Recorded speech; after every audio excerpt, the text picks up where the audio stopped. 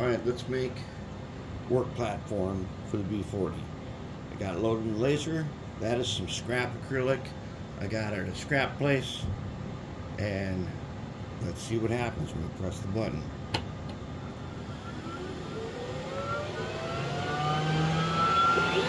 Now you can make this yourself out of something like heavy styrene if you want to. You could also make it out of this acrylic using some scribing tools. Right now what we're doing is what's called engrave. So it's what this says is Atlas multi-platform, and that's what you see right there. There's a lot of reflection because we're looking through glass, but let's even get in here.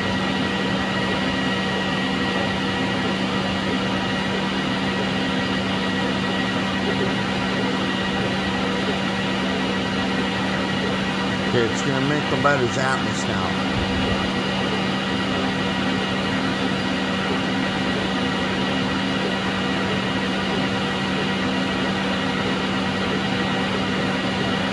We're going to make two of these because it's always good to have a spare in case it didn't really work out right. So now we're going to go over here and do the second one.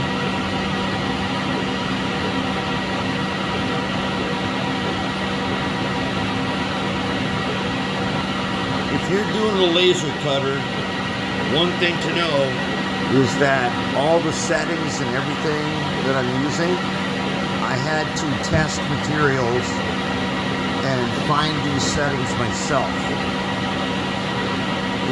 The manuals that come with these, they don't tell you how to figure this stuff out. It's not that hard, and we keep a lab book on it. So that way we remember what we did. This should give us final engrave right here. We're only making two of them.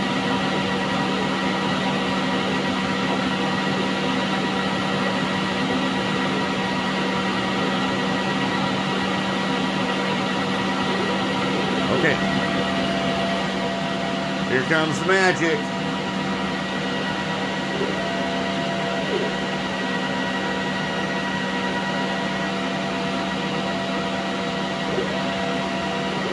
Now we need some holes. Those are for our wiring.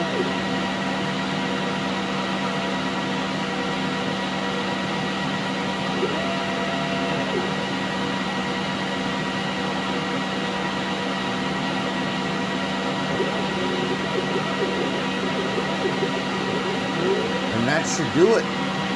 Now, did it actually work? That's what we're going to find out. We let it shut down. We listen for the clicks. Listen.